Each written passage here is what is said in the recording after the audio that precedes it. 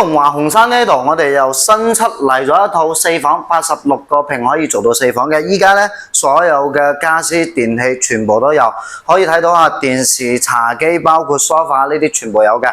咁出嚟陽台呢邊呢，佢係屬於南向嘅，我哋嘅洗衣機都喺陽台呢個位置。呢套呢，總共86個平嘅，可以講係四房，亦都係3個房加一個房。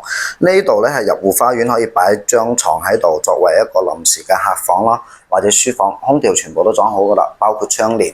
客廳就好大嘅，都有成30個平。中央空調呢啲都有，電視、梳化各方面都有嘅。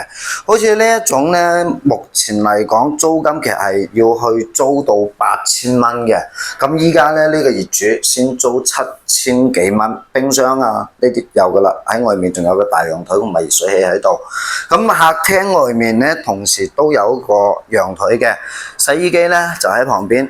外面咧就有麥當勞啦喺呢度。咁我哋睇睇裏面嘅房型先。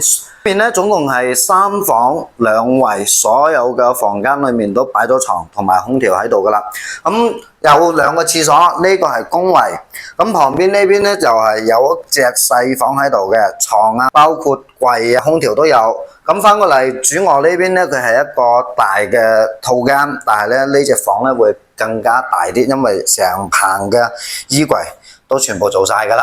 咁仲有咧就係床咧係做咗2米嘅，邊上咧仲有一個床頭櫃喺呢度。如果你覺得呢一套四房係啱你嘅，一家大細可以翻上嚟深圳呢一邊住嘅話，咁呢一套房7000零蚊，離地鐵口又好近，翻過去香港都係坐地鐵4號線，直接去到福田口岸。紅山地鐵站呢度1個站到深圳北，我哋坐高鐵翻落去香港一樣 OK 嘅。